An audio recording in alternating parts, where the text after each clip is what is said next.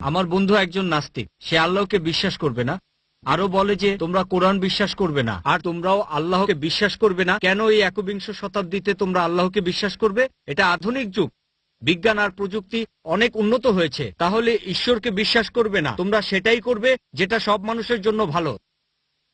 ধন্যবাদ। নাস্তিক বন্ধুর পক্ষ থেকে প্রশ্ন করলেন, এই বিজ্ঞান আর প্রযুক্তির যুগে সৃষ্টিকর্তাকে বিশ্বাস করব কেন, বরং ভালো মানুষ হওয়ার চেষ্টা করব।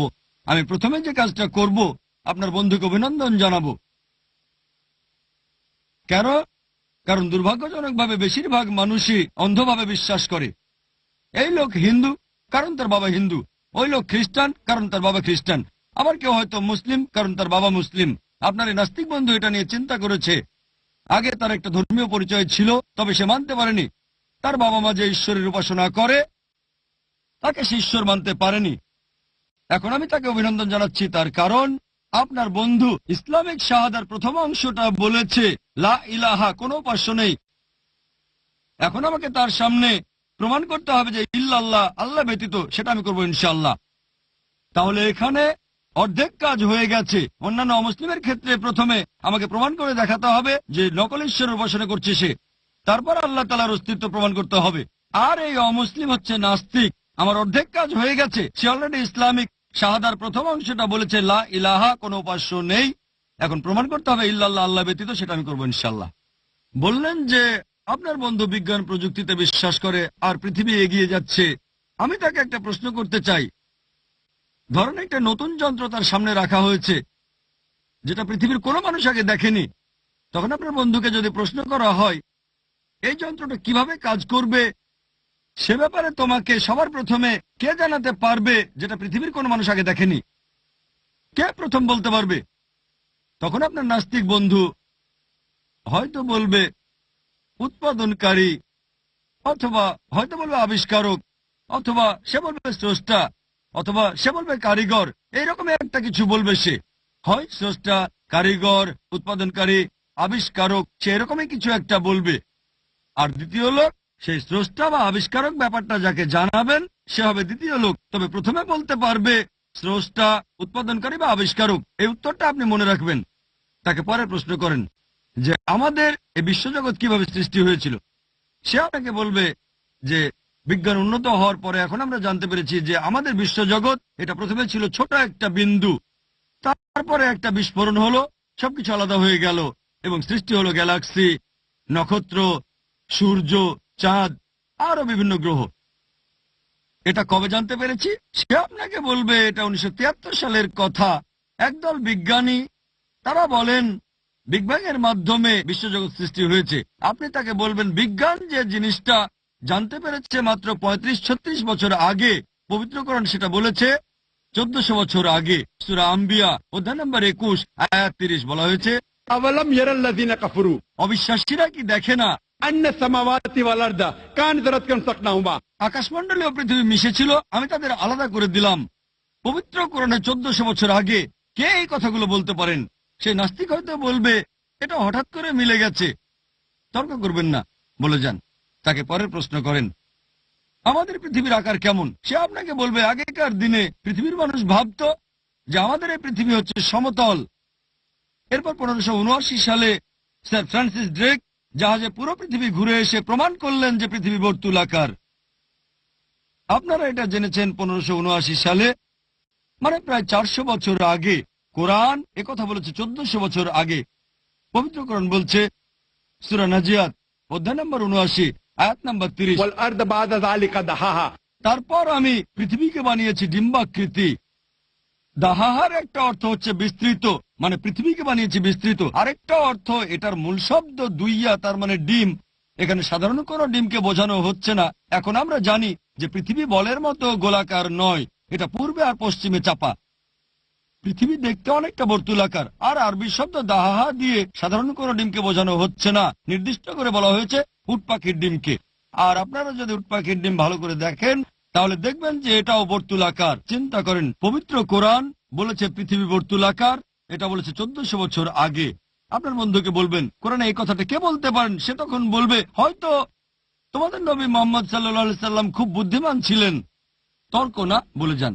তাকে বলেন চাঁদের আলোটা তার নিজস্ব নাকি প্রতিফলিত আলো? আপনার বন্ধু তখন বলবে, আগেকার দিনের মানুষ ভাবতো চাঁদের আলোটা তার নিজস্ব আলো। এই কিছুদিন আগে, 100 বছর আগে, 200 বছর আগে, 300 বছর আগে আমরা জানতে পেরেছি যে চাঁদের আলোটা তার নিজস্ব আলো নয়, প্রতিফলিত আলো। আপনারা যেটা জেনেছেন কিছুদিন আগে, কোরআন সেটা বলেছে 1400 বছর আগে।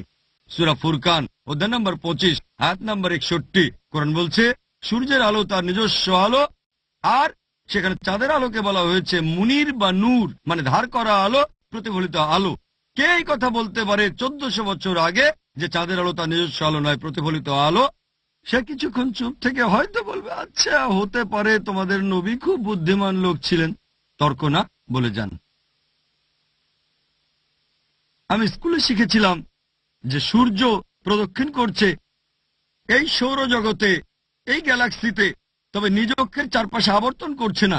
কোরআনে কি এটা লেখা আছে? না না, আমি এটা পড়েছিলাম স্কুলে 1982-তে। স্কুলে 1982, 27 বছর আগে আমি পড়েছিলাম যে সূর্য স্থির থাকে, কিন্তু পবিত্র কোরআন বলছে সূরা আম্বিয়া অধ্যায় 21 আয়াত নম্বর 33, هو الذي خلق الليل والنهار আল্লাহ সৃষ্টি করেছেন রাত ও দিন, والشمس والقمر সূর্য ও চন্দ্র, كل في فلك يسبحون। প্রত্যেকেই বিচরণ করে তার নিজ নিজ কক্ষপথে। আরবি শব্দ ইয়াসবাহুন, এটা দিয়ে চলন্ত কোনো কিছুর গতিকে বোঝানো হয়। কোরআন বলছে সূর্য আর চাঁদ প্রদক্ষিণের পাশাপাশি তাদের নিজ অক্ষের চারপাশে আবর্তিত হচ্ছে। আর বিজ্ঞান এখন জানতে পেরেছে যে নিজ অক্ষের চারপাশে ঘুরে আসতে সূর্যের প্রায় 25 দিন সময় লাগে। কোরআনে এই কথা কে বলতে পারেন 1400 বছর আগে? যেটা বিজ্ঞান জেনেছে এই সেদিন, হয়তো 20 বছর আগে, 30 বছর আগে। সে কথা বলবে না, উত্তরের অপেক্ষায় থাকবেন না, আপনি বলে যান। কোরআন বলছে আকাশের কথা। আল্লাহ তাআলা আকাশকে বানিয়েছেন সুরক্ষিত ছাদ, এটা ছাড়া পৃথিবীতে প্রাণী বাস করতে পারত না। সূরা আম্বিয়া অধ্যায় নম্বর 21 আয়াত নম্বর 32, কোরআন বলছে পানিচক্র সম্পর্কে। এটা অনেক জায়গায় বলা হয়েছে।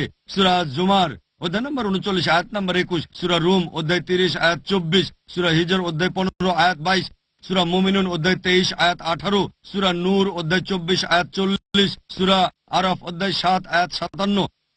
অনেক জায়গায় পবিত্র কোরআনে পানিচক্র সম্পর্কে একেবারে বিস্তারিত বলা হয়েছে। কে 1400 বছর আগে এই কথাগুলো বলতে পারেন?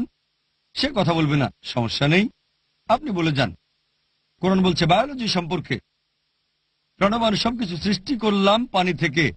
কোরআন বলছে বোটানি সম্পর্কে, যে আমি সব গাছপালা সৃষ্টি করেছি জোড়ায় জোড়ায়, তার মানে হচ্ছে দুটো লিঙ্গ, পুরুষ ও স্ত্রী। সূরা তাহা অধ্যায় নম্বর 20 আয়াত নম্বর 53, কোরআন বলছে প্রাণীদের সৃষ্টি করা হয়েছে পানি থেকে।